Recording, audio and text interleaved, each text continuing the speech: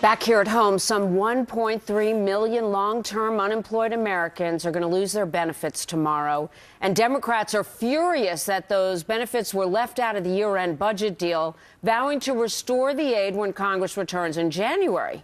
But the nation's unemployment rate is down to a 5-year low of 7%, and the government last week reporting the fastest economic growth in 2 years.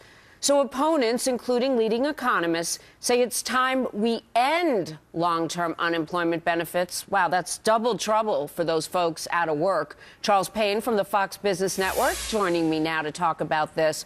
It's been a hard road for those folks, but is it reasonable then to take away these benefits at a 7% unemployment rate, Charles?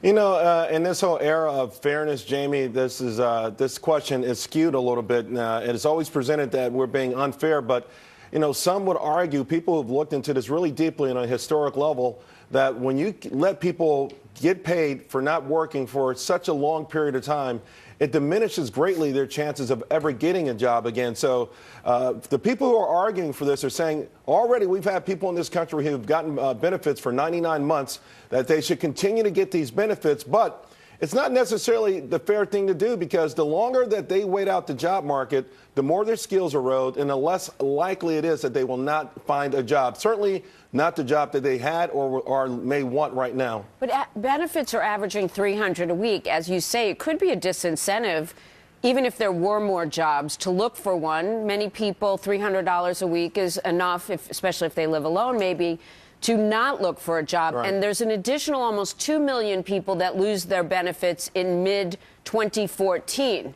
So what does the employment situation look like then? Do you think more people rushing for jobs, and it's tougher to find one? Well, you know, if we do, you started this whole part off talking about the economic momentum that we have right now. If you notice, our stock market really has gone straight up here recently. The Federal Reserve is starting to remove some accommodation, all because the signs are a lot better for 2014 being a pretty good year for the economy. Not the kind of robust post-recession recoveries we've seen in the past, but those same problems are holding back the job market. But that's going to open up. That's going to get a lot better. I think the problem, though, and we've got to be frank about this, is a lot of people are going to have to accept jobs that pay less than they made before, that aren't the jobs that they want, and it's a new economic reality for a whole lot of people. But there's been proof in the past that when people come back into the job market, it actually helps the economy. There's a certain sense to any economic they'll scheme. Spend. Hopefully they'll spend. Well, yeah, of course they'll spend. But here's the thing, Jamie. No matter what the economic scheme is, if people don't buy into it, if there's not a certain element of confidence that's also revealed with people coming into the job market and not leaving it, it's not going to work. But look at that 7% number. Is that the real unemployment number, 7%? No, it's higher than that. We have millions of people, maybe, I think last time I did the math, maybe 7 million in the last 5 years have left the job market completely. They're not looking, so they're not counted. The real number is a double-digit number, but it is getting better. It may have hit rock bottom.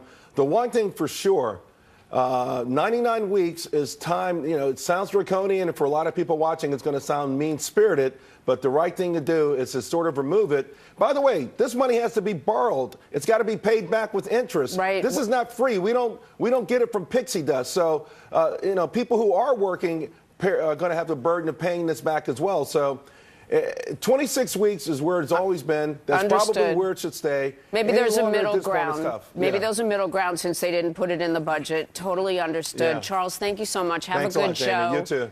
Good to see you. Pixie dust. Interesting.